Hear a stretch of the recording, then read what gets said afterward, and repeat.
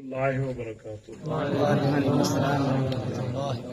إن الحمد لله نحمده ونستعينه ونستغفره ونعوذ بالله من شرور أنفسنا ومن سيئات أعمالنا. من يهده الله فلا مضل له ومن يضلله فلا هادي له. قال الله تبارك وتعالى في كلامه المجيد والفرقان الحميد: أعوذ بالله من الشيطان الرجيم. بسم الله الرحمن الرحيم.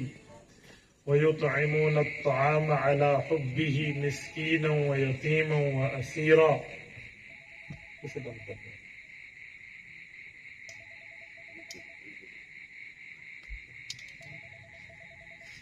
اس کی سوئچ نکال کے اس کو نیچے رکھو. یا تو پنکھے ہوں سب کے ہوں، نہ ہو تو پھر کسی کا. آپ کا مولوی ہوا سے بیٹھے نہ برابری کریں. ویری گڈ، زندہ باد. وَيُطْعِمُونَ الطَّعَامَ عَلَى حُبِّهِ مِسْكِينًا وَيَتِيمًا وَأَسِيرًا. عن يعلى بن مرة العامري رضي الله تعالى عنه قال: قال رسول الله صلى الله عليه وسلم: حسين مني وأنا من حسين، أحب الله من أحب حسينا. حسين سبت من الأسباط. رواه الإمام الهمام الترمذي في جامعه. صدق الله العظيم وبلغنا رسوله النبي الأمي الكريم، ونحن على ذلك لمن الشاهدين والشاكرين، والحمد لله رب العالمين. معزز دوستو، آج 20 جولائی 2023 جو اس وقت 21 جولائی 2023 میں بدل چکی ہے. اشتہار پر آپ نے بھی بعد نماز مغرب پڑھا، میں نے بھی بعد نماز مغرب پڑھا، اور میرے ہاں مغرب کا معنی مغرب ہوتا ہے، مغرب کا معنی عشاء نہیں ہوتا. ہمارے جتنے متعلقین حضرات یہاں موجود ہیں جو میری ایک میسج پر یہاں تشریف لائے ہیں، وہ بیچارے بھی اسی غلط فہمی میں مبتلا رہے کہ مغرب کا معنی مغرب ہے. ہمیں تو اب پتہ چلا کہ مغرب کا معنی رات 12:15. اللہ ان حضرات کو ہدایت عطا فرمائے. آپ مجھے بتائیں، پتہ نہیں یہ کیسی محفل ذکر امام حسین رضی اللہ عنہ ہے جہاں رات کی تاریخ بھی بدل گئی. میں نے ان حضرات کو عرض کیا تھا کہ آپ مغرب کے بعد جلسہ شروع کریں، عشاء مؤخر کریں. ہم رات 10 بجے جلسہ پورا کر لیں، اس میں نعت بھی ہو جائے، اس میں نظم بھی ہو جائے، اس میں بیان بھی ہو جائے. میرے بار بار کہنے کے باوجود بھی انتظامیہ نہیں مانی. اب میں کیا کر سکتا ہوں؟ میں زندگی میں اس جگہ پہلی مرتبہ آ رہا ہوں، میرے علم میں نہیں تھا، تو تاخیر ہوئی ہے تو یہ جانے اور آپ جانے. میں نے تو اپنی صفائی اللہ کے دربار میں بھی دے دینی ہے اور آپ کے دربار میں بھی دے دینی ہے. اب توجہ رکھنا، میں چند معروضات آپ کی خدمت میں پیش کرنے لگا ہوں. ہماری کانفرنس کا عنوان ہے محفل سیرت امام حسین رضی اللہ عنہ. اور میری عادت ہے میں عنوان پہ بات کرتا ہوں، عنوان سے ہٹ کے بات کرنا یہ میرے مزاج کے خلاف ہے. شروع میں چاہ رہا تھا کہ اگر دن میں گفتگو ہوتی تو اس وقت تو یکم محرم تھا تو حضرت عمر رضی اللہ عنہ کی سیرت کو میں ٹچ کرتا ساتھ، لیکن اب تو یکم محرم کا دن بھی تو ختم ہو چکا ہے، لہٰذا اب میں اسی عنوان پہ بات کرنے لگا ہوں جو عنوان اشتہار پہ ہے. حضرت امام حسین رضی اللہ تعالیٰ عنہ کے لیے میں نے قرآن کریم کی آیت بھی پڑھی ہے اور حدیث پاک بھی پڑھی ہے. اس آیت اور اس حدیث پاک کا پس منظر، تہ منظر، پیش منظر یہ میں آپ کی خدمت میں رکھنے لگا ہوں.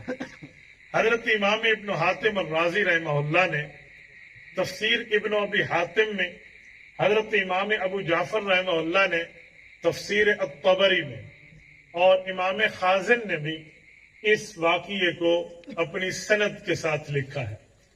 وہ فرماتے ہیں قرآن کریم کی آیت ہے سورت دہر، سورت نمبر 76، آیت نمبر 8. سورت کا پہلا رکوع پارہ نمبر 29 ہے. رب کریم فرماتے ہیں وَيُطْعِمُونَ الطَّعَامَ عَلَى حُبِّهِ مِسْكِينًا وَيَتِيمًا وَأَسِيرًا. اللہ تعالی کے رضامندی اور خوشنودی کے حصول کے لیے کچھ لوگ وہ ہیں جو اپنا کھانا مسکین کو کھلاتے ہیں، یتیم کو کھلاتے ہیں اور قیدیوں کو کھلاتے ہیں. وہ فرماتے ہیں یہ آیت سیدنا حیدر کرار رضی اللہ تعالی عنہ اور ان کے گھرانے کے لیے نازل ہوئی ہے. کیا مطلب؟ واقعہ کیا ہے حدیث پاک میں ہے حضرت امام حسن اور امام حسین بالکل بچپنا تھا، چھوٹی عمر تھی، بیمار ہو گئے. حضور پاک صلی اللہ علیہ وسلم ان کی عیادت پہ آئے تو حضور پاک کے ساتھ حضرت ابو بکر و عمر رضی اللہ عنہما بھی تھے. عیادت ہو گئی، دعا ہو گئی، تیمارداری ہو گئی. جب جانے لگے تو حضرت ابو بکر و عمر نے حضرت علی المرتضیٰ سے فرمایا کہ اے علی، اگر آپ اللہ کے نام کی منت مان لیں کہ اے اللہ آپ ہمارے بچوں کو صحت دے دیں، میں آپ کے لیے کوئی روزے رکھوں گا یا کوئی صدقہ کروں گا، کوئی ایسے اللہ کے نام کی منت اگر آپ مان لیں تو انشاءاللہ اللہ ان شہزادوں کو صحت عطا فرمائے گا. تو حضرت علی نے فرمایا بہت اچھا، آپ نے ایک قابل توجہ بات کی طرف میری توجہ مبذول کرا دی. یہ حضرت ابو بکر عمر حضور پاک کے ساتھ تشریف لے گئے تو حضرت علی نے یہ بات جا کر حضرت اماں فاطمہ سے ڈسکس کی. تو انہوں نے فرمایا بہت اچھا، ہم 3 روزوں کی منت مان لیتے ہیں کہ مولا ہمارے بچوں کو صحت دے دے، ہم تیری خوشنودی کے لیے 3 روزے رکھیں گے. اجی بہت اچھا، یہ بات ڈیسائیڈ ہو گئی. اللہ نے صحت عطا فرمائی حضرت حسن اور حسین کو. بچپنا جب رسول اللہ دنیا سے گئے ہیں، حضرت حسین کی عمر کوئی 7 سال ہے اور 8 ساڑھے 8 سال عمر حضرت امام حسن کی ہے. تو آپ اندازہ لگائیں اس وقت کتنی عمر ہوگی جب رسالت امام خود موجود ہوں گے. بچپنا تھا. حضرت علی المرتضیٰ نے دیکھا کہ بچوں کو صحت ملی تو روزہ رکھا. صرف علی نے نہیں رکھا، حضرت علی نے رضی اللہ عنہ نے خود رکھا، اماں فاطمہ نے رکھا. تو حضرت حسن اور حسین بچے تھے، انہوں نے بھی ساتھ روزہ رکھ لیا. حضرت علی المرتضیٰ کے 2 غلام بڑے مشہور ہیں. ایک کوفہ میں حضرت علی کا غلام تھا اور ایک مدینہ طیبہ میں حضرت علی کا غلام تھا. زرار ابن زمرہ کنانی یہ کوفہ کا غلام ہے اور قمبر یہ حضرت علی کے مدینے کا غلام ہے. تو جب ان 4 حضرات کا روزہ تھا تو 5ویں غلام نے کہا کہ آپ میرا روزہ بھی لے لیں. حضرت اماں فاطمہ کی کنیز ہے فضہ، اس نے کہا میرا روزہ بھی ہو جائے. تو 6 آدمیوں نے ایک گھر کا روزہ رکھا اور پانی سے روزہ رکھا. اللہ اکبر. روزہ شروع ہو گیا. حضرت علی المرتضیٰ تجارت کی غرض سے بازار تشریف لے گئے. ایک دن میں کچھ مٹھی جو ملے. جب عصر کو یہ لے کر آئے، اماں فاطمہ نے اس کو چکی پیسا. چکی پیسنے کے بعد ان کی روٹی پکائی تو یہ 6 روٹیاں بنی جو ایک ایک روزے دار کے سامنے افطاری کے وقت موجود تھی. اب قریب تھا کہ وقت افطار ہوتا تو یہ اس کو نوش فرماتے. حضرت امام ابو جعفر فرماتے ہیں ایک شخص مدینہ طیبہ کی گلیوں میں گھومتا ہوا حضرت علی المرتضیٰ کے گھر کے سامنے آ کے اعلان کرتا ہے، یا اہل البیت انا مسکین من مساکین المدینہ اطعمونی فاطعمکم الجنہ سبحان اللہ. وفی روایت فاطعمکم من موائد الجنہ، کہ اے اہل بیت کا گھرانہ، میں مدینہ کے مسکین لوگوں میں ایک مسکین ہوں. اگر تم مجھے کھانا کھلا دو گے، میرے بچوں کو کھلا دو گے تو فقیر دعا کرے گا اللہ تعالیٰ تمہیں جنت کے دسترخوان سے سیراب کرے. سیدنا حیدر کرار نے روٹی اٹھائی اور فرمایا بیٹا حسن یہ روٹی فقیر کو دے دو. اماں فاطمہ نے فرمایا بیٹا میری بھی دے دو. اب جب بیٹوں نے دیکھا نا تو انہوں نے اپنی روٹیاں بھی اسی جھولی میں ڈال دی. سبحان اللہ. تو اماں فاطمہ کی کنیز اور حضرت علی کا غلام بھی پیچھے نہیں رہ سکتا تھا کہ ہم بھی تو اسی گھرانے کے راہرو ہیں. انہوں نے بھی یہ روٹیاں اٹھا دی. اب افطاری بھی پانی سے 24 گھنٹے ایک دن گزرا. اگلے دن کا روزہ تھا، روزے 3 رکھنے تھے. پھر سحری پانی سے اب شروع ہو گیا. اللہ اکبر. پھر اسی طرح جو ملے ہیں اور پھر پیسا گیا اور سامنے رکھے ہیں. تو اب اعلان والے کا اعلان کچھ اور ہے. انا یتیم من یتام المدینہ اطعمونی اطعمکم موائد الجنہ، میں مدینہ کے یتیموں میں ایک یتیم ہوں. اگر مجھے کھانا کھلائیں گے تو رب تمہیں جنت کے دسترخوان سے کھلائے گا. یہاں 24 48 گھنٹے پورے ہو رہے اور 6 روٹیاں اسی یتیم کی جھولی میں پہنچ گئی. اب آخری روزہ اور رب کے امتحان کے معاملات کی ترتیب بھی آخر پر ہے. اللہ. اب انہوں نے پھر روزہ رکھا ہے وہی پانی سے. پھر افطاری کے لیے وہی ترتیب 6 روٹیوں کے سامنے تھی. تو اب اعلان ہے یا اہل البیت انا اسیر من اسار المدینہ اطعمونی اطعمکم من موائد الجنہ، میرے مالک نے مجھے قید کر رکھا ہے، مجھے کھانا نہیں دیتا، میں قیدی ہوں. میرے جیسے 4-5 قیدی اور بھی ہیں. اگر آپ ہمیں کھانا کھلائیں گے رب آپ کو جنت کے دسترخوان سے کھلائے گا. یہاں 72 گھنٹے پورے ہیں اور اگلی 6 روٹیاں بھی اسی کی جھولی. اب یہ 3 دن ہے, 3 دن کی 15 نمازیں بنتی ہیں.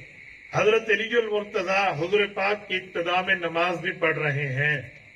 مجال کے کسی موقع پہ نبی پاک کی خدمت میں آ کر یہ جملہ کہا ہو کہ ہم نے ایسا مذہب قبول کیا جس میں ہمیں 3 دن سے کھانا بھی گھر میں نہیں ہے, یا کوئی دین پر بات کی ہو یا کوئی رشتہ داری پر بات کی ہو, اس کو دل ہی دل میں چھپائے رکھا. صرف علی نے نہیں, اس گھر کے بچوں نے بھی, اس گھر کی خواتین نے بھی. تیسرے دن جبرائیل امین حضرت علی المرتضیٰ کی تعریف, حضرت امام حسن و حسین کی توصیف, اماں فاطمہ کی ثناخوانی, فضا اور کمبر غلام کی مہربانیوں کے بارے میں آیت لے کر نازل ہوئی.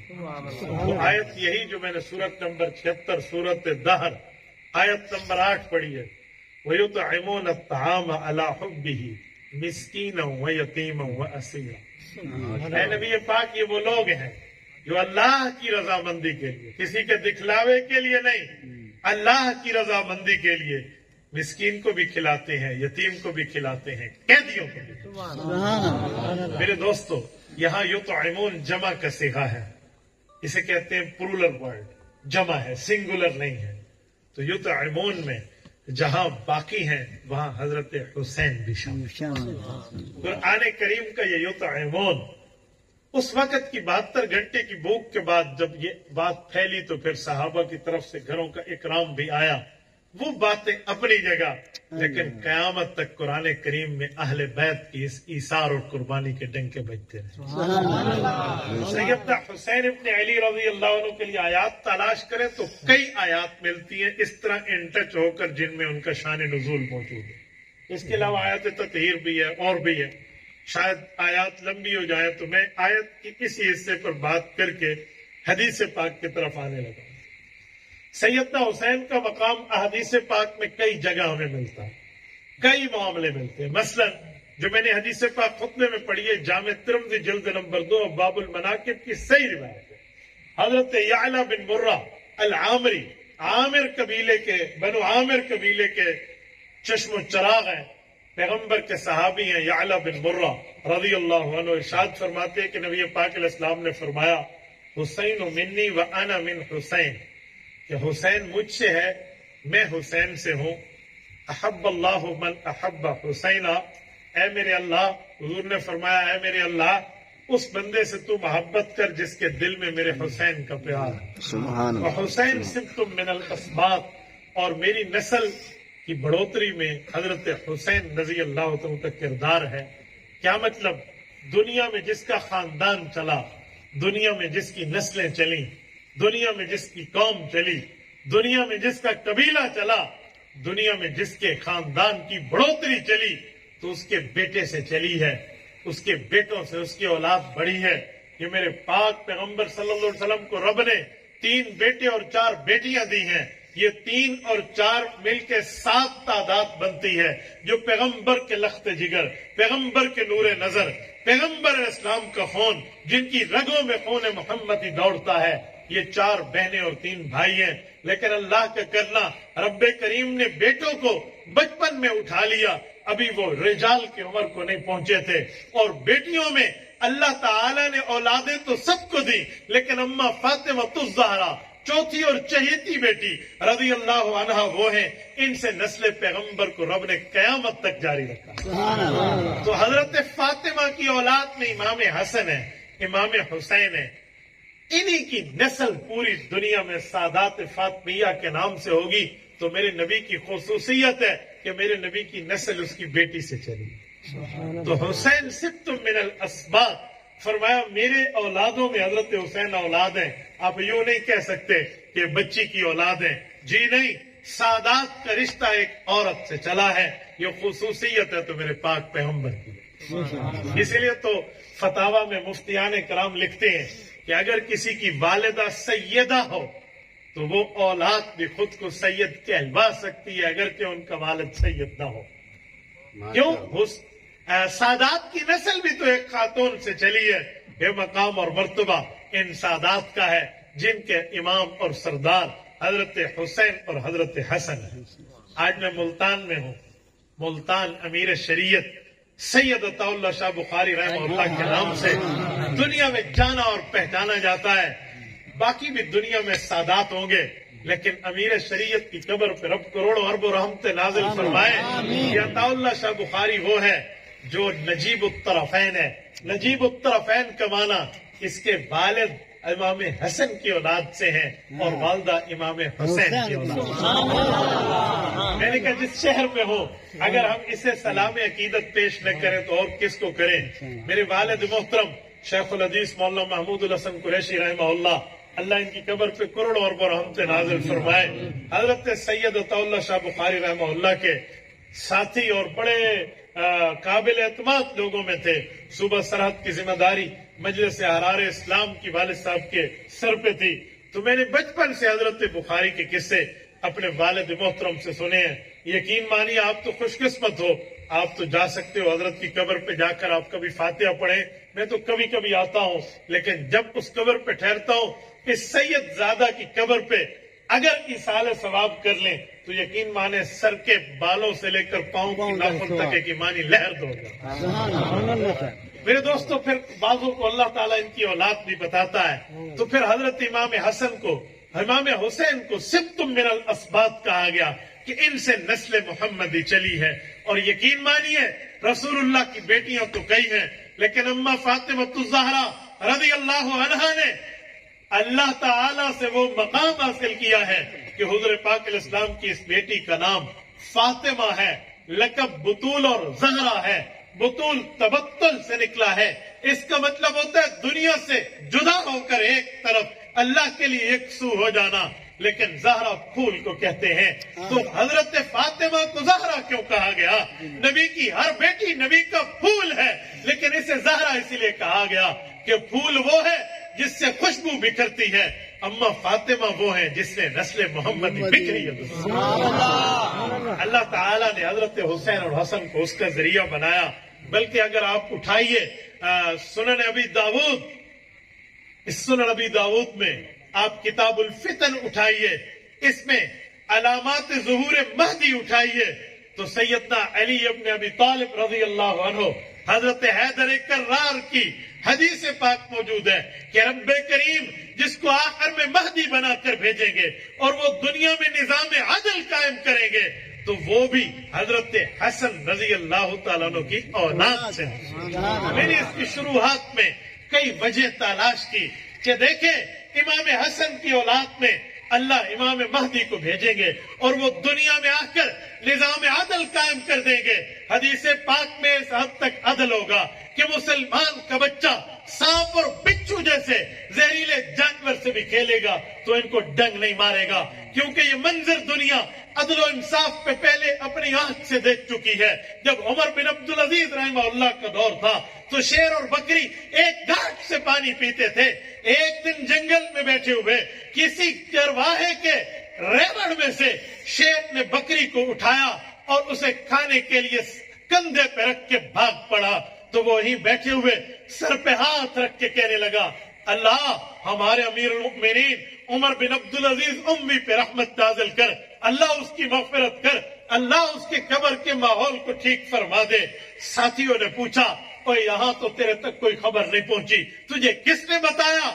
امیر المؤمنین عمر بن عبدالعزیز دنیا سے رخصت ہو گئے اور نے کہا میری زندگی گزر گئی ہے، جب سے اس کا دور خلافت ہے، جب سے اس کا دور حکومت ہے، یہ وہ نظام عدل کو نافذ کر چکا ہے کہ کبھی شیروں نے میری بکریوں پہ حملہ نہیں کیا تھا، آج شیر نے بکری پہ حمل کیا ہے، تو اس کا مطلب یہ ہے کہ عمر بن عبدالعزیز دنیا سے رخصت ہو گیا۔ حدیث پاک میں ہے امام مہدی اور حضرت عیسیٰ علیہ السلام کا دور اتنا مقدس، اتنا پرامن، اتنا 100% پیسفلی ہوگا کہ وہاں پر جانوروں سے اور ان حشرات الارض سے اور ان کیڑوں سے جو زہریلے ہوں گے مسلمانوں کے بچے کھیلیں گے پر وہ اس کو ڈسیں گے نہیں، تکلیف نہیں دیں گے۔ یہ دور امام مہدی کا ہے، یہ مقام امام مہدی کو ملا پر نسل حسن سے ملا۔ اس کی کئی وجوہات تھی، فرماتے ان میں ایک وجہ یہ ہے کہ اللہ تعالیٰ کے لیے کوئی نعمت اللہ کی رضامندی کے لیے کوئی نعمت قربان کر دو. رب نسلوں کو نوازتا ہے, رب اولادوں کو نوازتا ہے, رب آپ کی اولاد در اولاد پہ وہ کرم نازل فرماتا ہے جس کی وجہ سے تم نے وہ نعمت اللہ کے لیے قربان کی تھی. حضرت علی المرتضیٰ کے بعد دنیا کی سلطنت خلافت, زمام خلافت راشدہ کا آخری حصہ حضرت امام حسن کے ہاتھ میں آیا. حضرت امام حسن رضی اللہ عنہ نے مسلمانوں کو ایک کرنے کے لیے, ایک پرچم پہ جمع کرنے کے لیے اس وقت عام الجواہ قائم فرما کر یہ حکومت و سلطنت حضرت معاویہ بن ابی سفیان رضی اللہ عنہ پہ قربان کر دی تھی. اور حضرت معاویہ نے بھی رسول اللہ کے نواسے کی وہ عزت کی ہے. فرمایا امام حسن آپ آ گئے, آپ پہلے دن آتے, یہ پہلے دن بات ختم تھی. میرے نبی نے فرمایا ان بنی ھذا سید ولعل اللہ ان یصلح بہ بین فئتین عظیمتین من المسلمین. میرے اللہ نے کرم کرنا ہے, میرے بیٹے حسن پہ اس کے سر پہ سرداری کا تاج آئے گا. جب دنیا میں خون بہ کے مسلمانوں میں دو گروہ ہو چکیں گے, یہ دو عظیم مسلمانوں کے گروہ میں امام حسن صلح کرائے گا. تو امام حسن نے صلح کی خاطر حکومت قربان کی تھی, خلافت قربان کی تھی, امارت قربان کی تھی. تو حضرت علی کی روایت کو امام مہدی پہ فٹ کر کے دیکھیں, انہو من ولد الحسن, فرمایا امام مہدی حضرت حسن کی اولاد سے ہوں گے.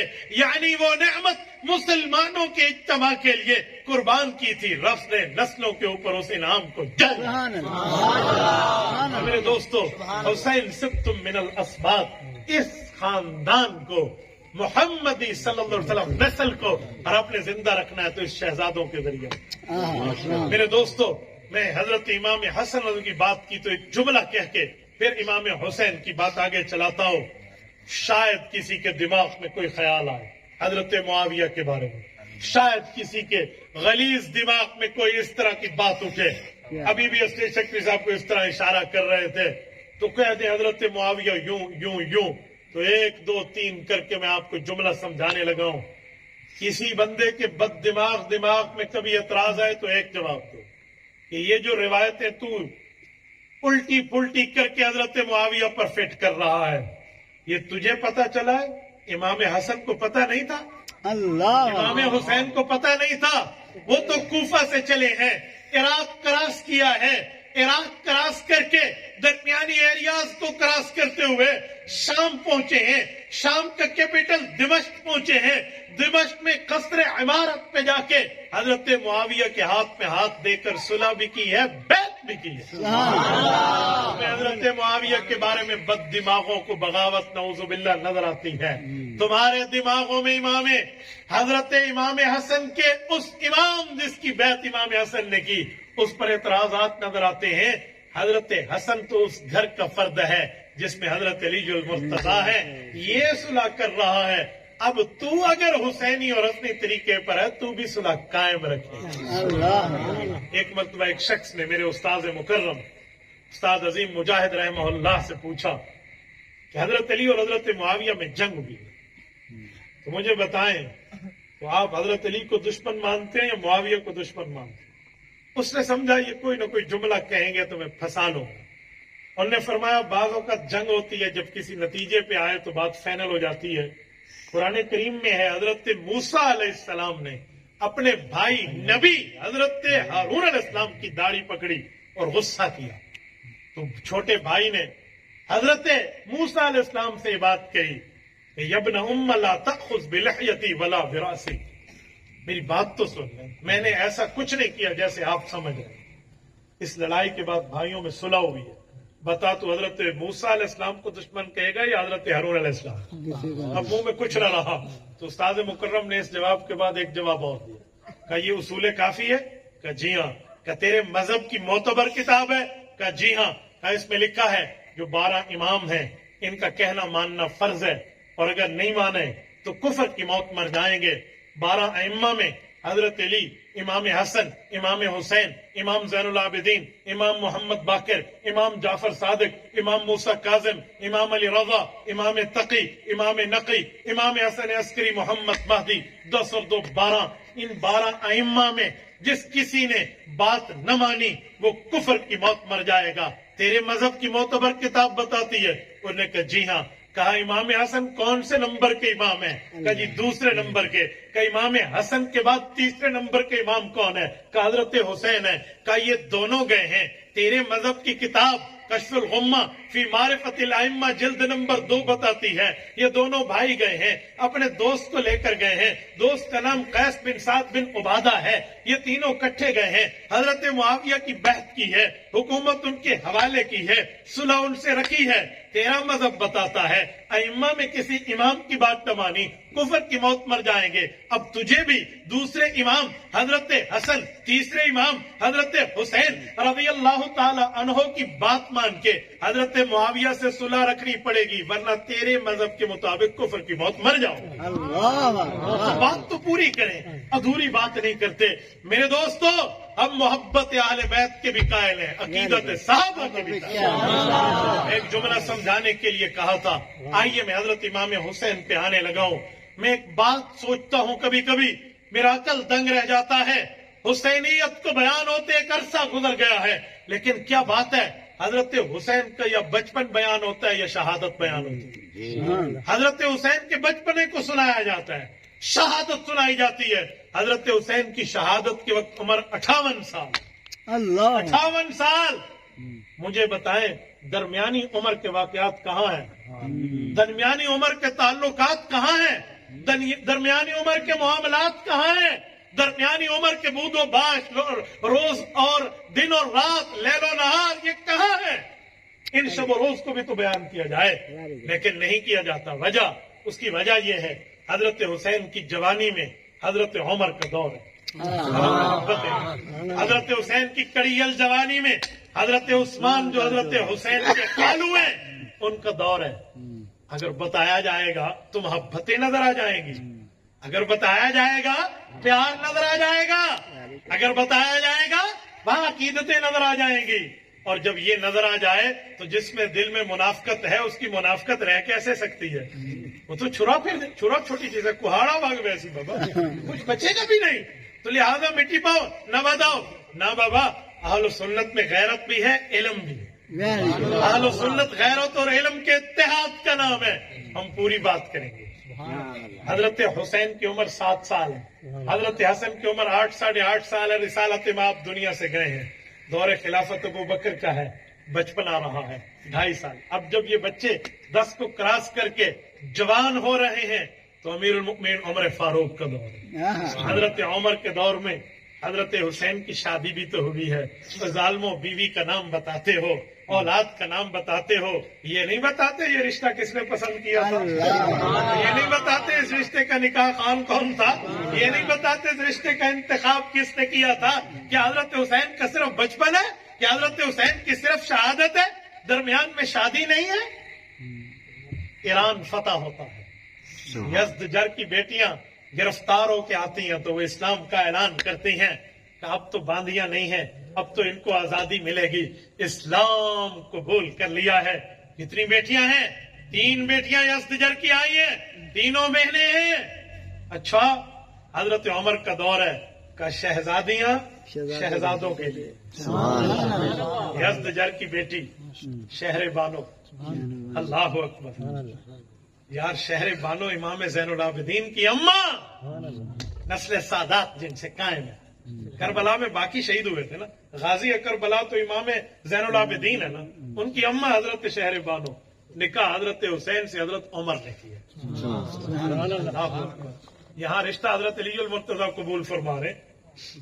یہ جو محبت میں رشتے ملتے ہیں یا پیار میں رشتے ملتے ہیں یا نفرت میں ملتے ہیں؟ اگر کوئی کہنا نفرت میں ملتے ہیں تو میں ڈوڈو بنا بھی کروے سکتے سارے گھر میں نفرت ملتے تو ڈوڈو شاپ ہی جاؤ بھائی. میں دیکھو تو چلو گنجائش نہ ہو چار پورے تو میں حضرات تو میں نہیں آپ کھڑا نہ کریں تو ایک گھر بنے. تو میرے دوستو, یہ رشتہ حضرت حسین کو دیا. 2 بہنیں اور ہیں, ان 2 کا رشتہ کہاں گیا؟ آپ تاریخ کے اوراق کھنگالیں. ایک بیٹی حضرت عمر کے بیٹے عبداللہ بن عمر کو ملی, ایک بیٹی تو حضرت علی کے بیٹے حضرت حسین کو ملی, اور تیسری بیٹی حضرت ابو بکر کے بیٹے عبد الرحمان کو ملی. مجھے بتائیں حضرت ابو بکر کا بیٹا ہو یا حضرت عمر کا بیٹا ہو یا حضرت علی کا بیٹا ہو، تینوں کو یہ رشتہ ملا ہے اور تینوں بہن بہن بہن کے خاوند ہیں، آپس میں تو ہم زلف لگے، ان کی اولاد آپس میں کیا لگی؟ حضرت عمر رضی اللہ تعالیٰ عنہ کے پوتے حضرت علی المرتضیٰ کے بیٹوں کے کیا لگے؟ یار خالہ ساتھ لگتے نا ٹھیک ہے، حضرت ابو بکر کے پوتے حضرت علی کے بیٹوں کے کیا لگے؟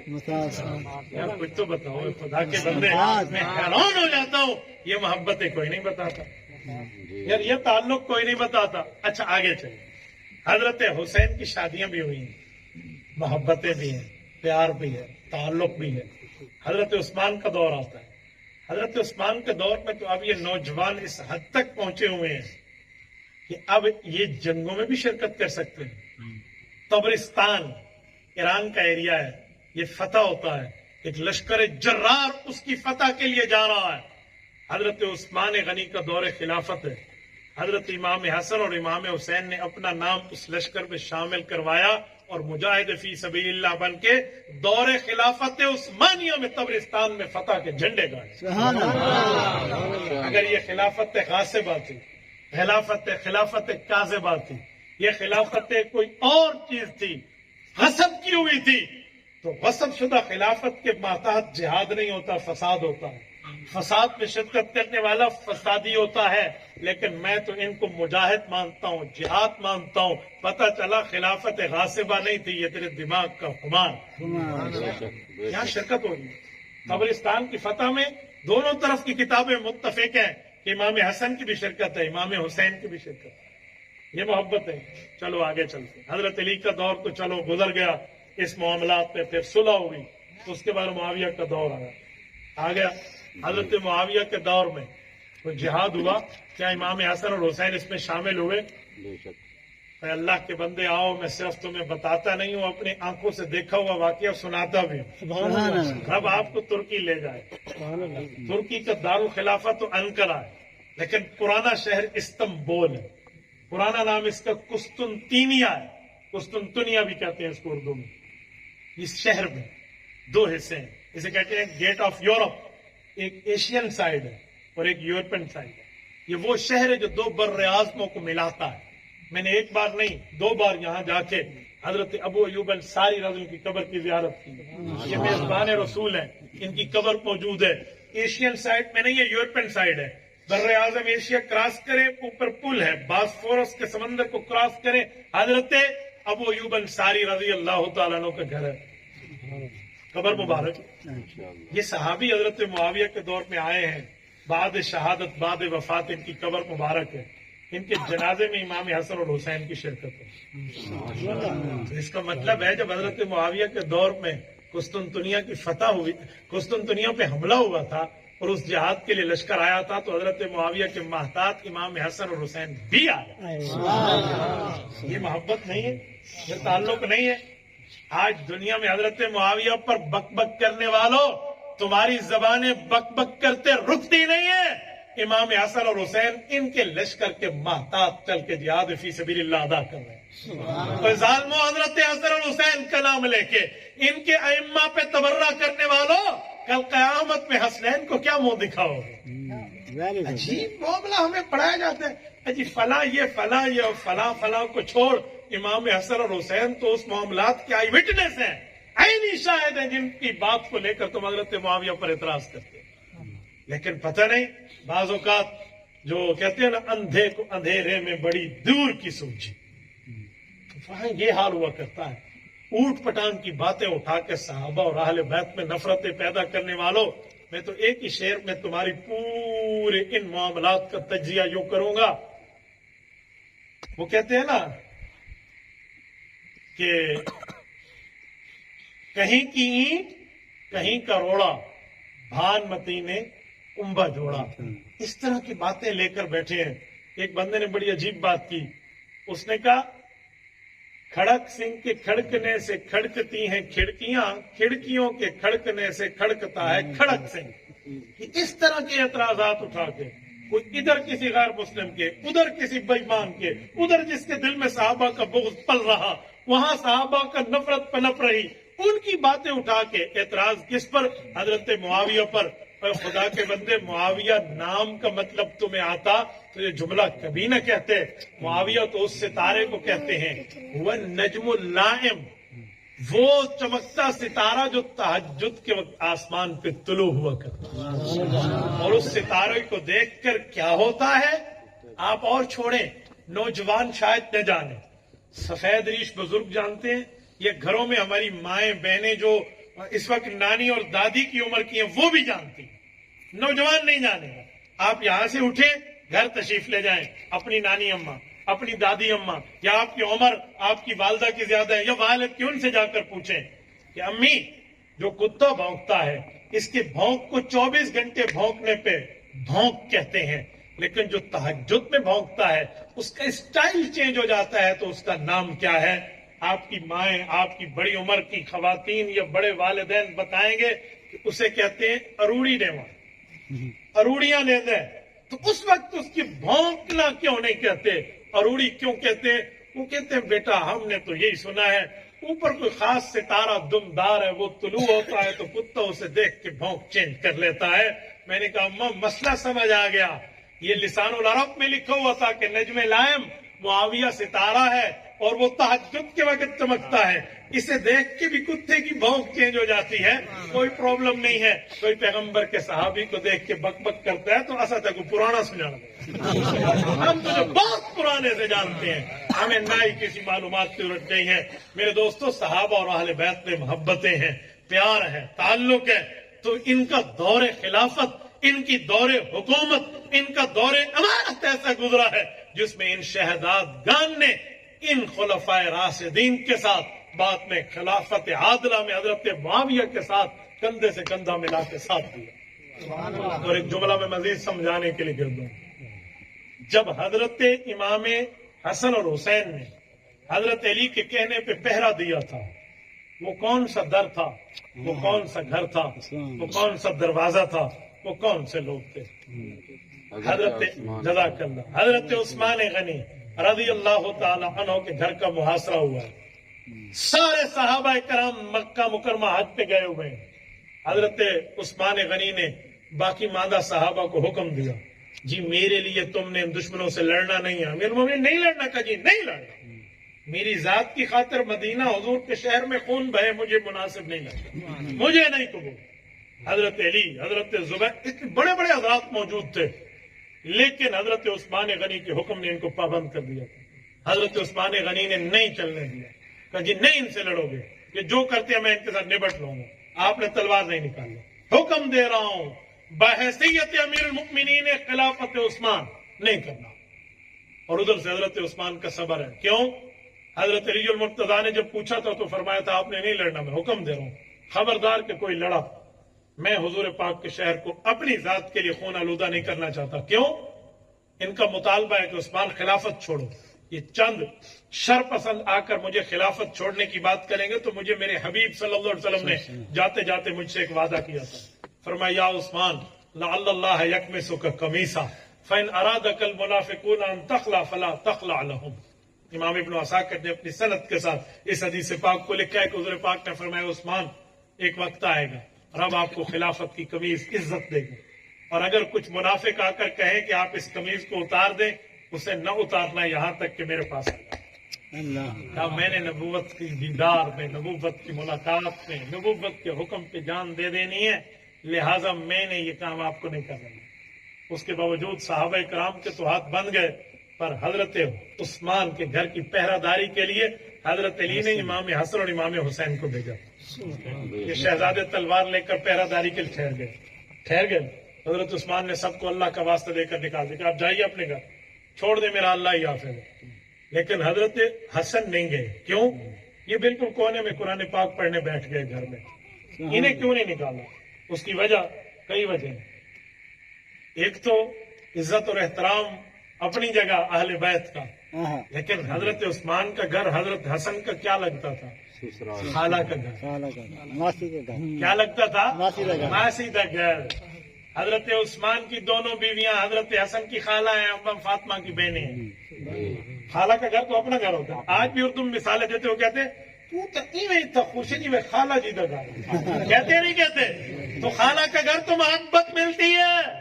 حضرت حسن بیٹھ گئے حضرت عثمان کی حفاظت کے لیے کہ میری تو خالہ کا گھر ہے, میں تو بیٹھ رہا ہوں. میرے دوستو یہ شہزادے زخمی ہوئے ہیں یہاں پر. اللہ آپ کہتے ہو نا کہ حضرت حسین نے 3 دن پیاس کربلا میں کیسے برداشت کی, میں کہتا ہوں 40 دن پیاس حضرت عثمان نے برداشت کی. اللہ اس سبق کو امام حسین نے یہاں پڑھا, کربلا میں سنایا. یہاں سے دیکھا تھا, یہاں پر معاملہ ان کے سامنے تھا. یہ ایجوکیشن تھی, وہ پریزنٹیشن تھی. یہاں پڑھا تھا, وہاں سنایا ہے. میرے دوستو حضرت امام حسین رضی اللہ تعالیٰ عنہ نے ظلمن شہادت پائی ہے, اس میں کوئی شک نہیں. لیکن عثمان غنی کو اس کنویں سے پانی بند کر دیا گیا تھا جو اپنے پیسوں سے خرید کے حضور پاک کی امت کو وقف کیا. ظالموں نے امام حسین اور امام حسین کی آل اولاد پر دریائے فرات کا پانی بند کیا, میں مانتا ہوں, پر دریائے فرات کا پانی 3 دن یہاں بند ہے, ظلم کا انتہا کا معاملہ ہے. وہاں 40 دن بند ہے, اس کی مذمت بھی تو کرنی چاہیے. تو میرے دوستو یہاں ان حسنین کریمین کا کردار ہے, یہ نہیں بتایا جاتا. یہ بتائے نا, یہ درمیانی عمر کی دوستیاں کھلیں گی, درمیانی عمر کے واقعات کھلیں گے تو پھر بات بنتی نہیں ہے, منافق کی بات بگڑ جاتی ہے. میرے دوستو امام حسین کی شہادت پہ بھی میں چند جملے کہہ لوں. حضرت امام حسین کا ظلمن شہادت ہے, شہید ہوئے, مانتا ہوں سب کچھ ہے, لیکن مجھے بتائیں بلایا کس نے تھا؟ جنہوں نے یہ کہا تھا حسین ہم آپ کے ہیں, اللہ حسین ہمیں آپ سے پیار ہے, ہمیں آپ سے محبت ہے. یہ ابن عشاس یہی کہہ رہا تھا نا, خط تو اسی کے تھے اور اسی کے ساتھیوں کے تھے. آپ ہمارے پاس آئے, آپ بڑھے. بلا تو لیا ان بے وفاؤں نے, صحابہ کرام منع بھی کرتے رہے, پر حضرت امام حسین کا جذبہ تھا, چلے گئے. اور اس وقت جب وہاں پہنچے پھر غداری بھی انہوں نے کی. کل حسین حسین کر رہے تھے, کل حسینی حسینی بن رہے تھے. آج تم یزید کی طرف سے ایک افسر ابن زیاد آیا, اس نے ایک تلوار نکال کے کہا تمہارے لیے تحفہ لایا. ان ہزاروں کوفیوں نے حضرت حسین سے وفاداری کو غداری میں بدل. اللہ